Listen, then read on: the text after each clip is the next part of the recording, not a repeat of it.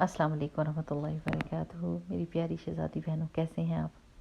اللہ سبحانہ تعالیٰ سب کی باتیں قبول کرے، اللہ تعالیٰ سب کی ڈیسپریٹ دعاؤں کو سن لے، اور اللہ سبحانہ تعالیٰ ایسے حالات پیدا کرتے کہ وہ ساری دعائیں قبول ہو جائیں، اور انسان کی زندگی میں وہ نیکیاں اور خیر اور سکون نظر آئے، اور اللہ سبحانہ تعالیٰ کرے کہ رمضان کی برکتیں ہم سارا سال دیکھیں اور اپنی زندگی میں دیکھیں، اپنی نسلوں میں دیکھیں، کیونکہ اس کی برکتیں بہت دور تک جاتی ہیں۔ جو دعائیں ہم نے کی ہیں، جو تمنائیں ہماری ہیں، جو دل کی حسرتیں ہماری ہیں، وہ بہت اللہ تعالیٰ قبول کر لیتا نا، اور دور تک جاتی ہیں۔ بھلے ہو سکتا ہے کہ کچھ دعائیں ہم نے اپنی نسلوں کے لیے ایسی مانگی ہوں جو ہماری آنکھوں کے سامنے ہمیں نہ نظر آئے، ہم اس دنیا سے چلے جائیں، لیکن اللہ سبحانہ و تعالیٰ اس دعا کی وجہ سے وہ خیر ہماری جنریشنز میں لے آئے۔ جیسے ابراہیم علیہ السلام کی دعا کے 2000 سال بعد رسول اللہ صلی اللہ علیہ وسلم آلموسٹ جو ہے نا وہ پیدا ہوئے تھے، اور رسول اللہ صلی اللہ علیہ وسلم کو نبوت ملی، سارے نبیوں کے سردار ہوئے، اور جسٹ امیجن کہ کتنی بڑی کوئی وہ دعا تھی ان کی زندگی میں، تو ان کو نہیں نہ نظر آئی وہ، لیکن کتنے ہزار سال کے بعد رسول اللہ صلی اللہ علیہ وسلم کی صورت میں وہ دعا قبول ہوئی۔ تو ہم بھی دعا کر سکتے ہیں کہ اللہ تعالیٰ قرآن کے خدمت گار، قرآن کو اپنے سینوں میں سنبھالنے والے، اس کو سمجھنے والے، اس پر عمل کرنے والے، اللہ تیرے سچے دین کی پیروی کرنے والے، رسول اللہ صلی اللہ علیہ وسلم کی محبت اور ان کی عزت کی غیرت اپنے دل میں رکھنے والے، دین اسلام کو پھیلانے کا شوق رکھنے والے، اللہ تعالیٰ قیامت تک ہماری نسلوں میں آتے رہیں، اور اللہ سبحانہ تعالیٰ وہ ہمارے لیے صدقہ جاریہ بنے۔ میری دعا کی وجہ سے وہ آئیں گے تو اللہ سبحانہ تعالیٰ مجھے بھی اس کی خیر پہنچے جب میں آگے چلی جاؤں تو۔ There are so many big things that we can ask۔ اور دنیا کا جہاں تک تعلق ہے نا، میں نے بڑے مزے کی ایک وہ اسرائیلی روایت ہی ہے، لیکن آپ کو پتہ نا کہ اسرائیلی روایت اگر اسلام سے یا اللہ تعالیٰ کے احکام سے نہ ٹکراتی ہو تو پھر اس کو لے لینا چاہیے اگر اس میں کوئی خیر ہو۔ تو اس میں وہ شیخ سنا رہے تھے کہ ایک دفعہ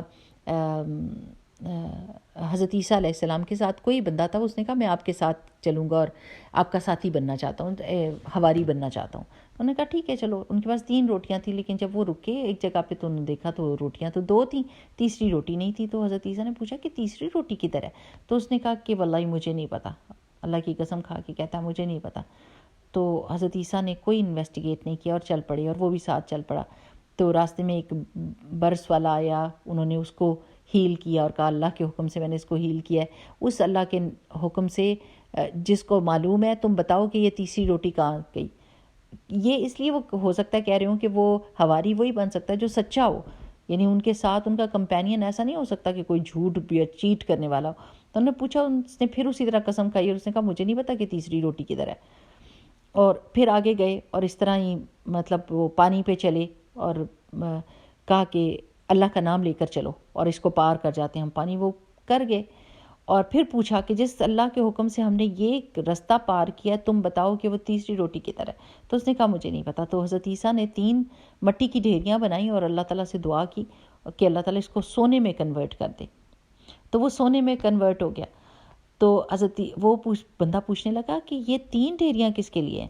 تو انہوں نے کہا ایک تو میرے لیے ہے، اور ایک تمہارے لیے ہے، اور ایک اس کے لیے جس نے تیسری روٹی کھائی یا تیسری روٹی۔ تو اس نے ایک دم کہا وہ تو میں ہی ہوں، کیونکہ اس کا دل تھا کہ یہ سونا بھی مجھے مل جائے، تو چلو اب میں ظاہر کر دیتا ہوں کہ میں نہیں کھائی ہے۔ تو اس نے کہہ دیا یہ روٹی تو میں نے کھائی تھی۔ تو انہوں نے کہا اب یہ سارے کے سارے ڈھیر تمہارے ہیں، لیکن تم میرے ساتھ نہیں چل سکتے۔ یعنی معاملہ صاف ہو گیا کہ وہ جھوٹ بول رہا تھا، تو وہ اب کسی پروفٹ کے ساتھ نہیں چل سکتا۔ تو حضرت عیسیٰ اس کو دیکھ کے آگے چل پڑے۔ اب یہ خوش ہو رہا تھا اس کو دیکھ کر دنیا کو کہ دنیا میرے ہاتھ آ گئی، تینوں ڈھیریاں میری۔ اتنی دیر میں دیکھا تو پیچھے 3 سوار آئے۔ انہوں نے کہا یہ کس کا سونا ہے؟ اس نے کہا میرا۔ انہوں نے پکڑ کے اس کو مار دیا، وہ سونا ادھر ہی پڑا ہوا تھا۔ تو اب یہ تینوں جب بیٹھے تو انہوں نے ایک کو کہا کہ جاؤ تم ذرا کھانا تو لے کر آؤ، اور تاکہ ہم بیٹھ کے کھائیں، پھر ایک دوسرے میں ڈسٹریبیوٹ کرتے ہیں اس کو۔ جب وہ کھانا لینے کے لیے گیا تو پیچھے جو 2 تھے انہوں نے کہا ایسا کرتے ہیں کہ اور زیادہ ہمارا حصہ ہو جائے گا، اس کو مار دیں گے جب یہ آئے گا۔ ادھر وہ جو کھانا لینے گیا تھا اس نے سوچا کہ کیوں نہ میں ان دونوں کو مار دوں اور سارا کا سارا سونا میں لے لوں۔ تو اس نے کھانے میں زہر ملا دیا۔ اب جو وہ آیا اور کھانا کھانے کے لیے بیٹھا تو ان دونوں نے پکڑ کے اس کو مار دیا، اور آرام سے بیٹھ کے کہنے لگے چلو جی اب کھانا کھائیں گے اور پھر ہم ڈیوائیڈ کرتے ہیں۔ جب انہوں نے کھانا کھایا تو اس میں زہر تھا اور وہ بھی مر گئے۔ سبحان اللہ. عیسیٰ علیہ السلام جب واپسی کے راستے پر آئے تو انہوں نے دیکھے کہ کتنے آدمی مرے پڑے ہیں اور سونا ادھر کا ادھر ہے. تو حضرت عیسیٰ نے کہا دنیا اپنے چاہنے والوں کے ساتھ یہ کرتی ہے. تو میری پیاری بہنوں، دنیا استعمال کی چیز ہے، محبت کی چیز نہیں ہے.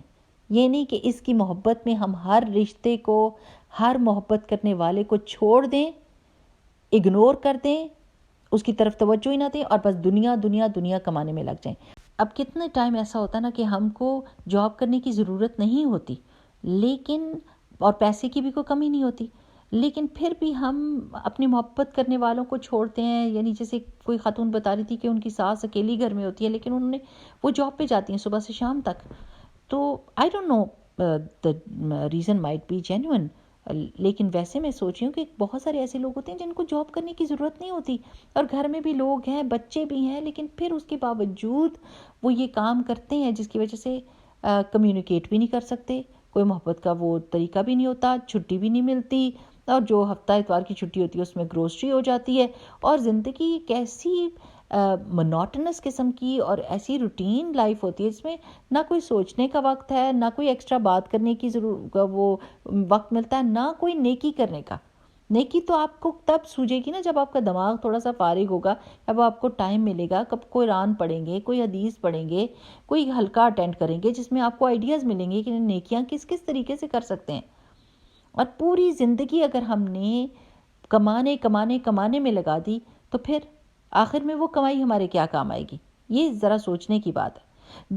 یہ میں بالکل یہ نہیں کہہ رہی کہ جن کو ضرورت ہے وہ جاب نہ کریں، یا میری طرف سے یہ کوئی بات نہیں. میں یہ کہہ رہی جس کو ضرورت ہے الحمدللہ وہ کریں، اور اپنے لیے ایسا بھی رکھیں کہ نیکیوں کے مواقع بھی ضائع نہ ہوں ان کے لیے.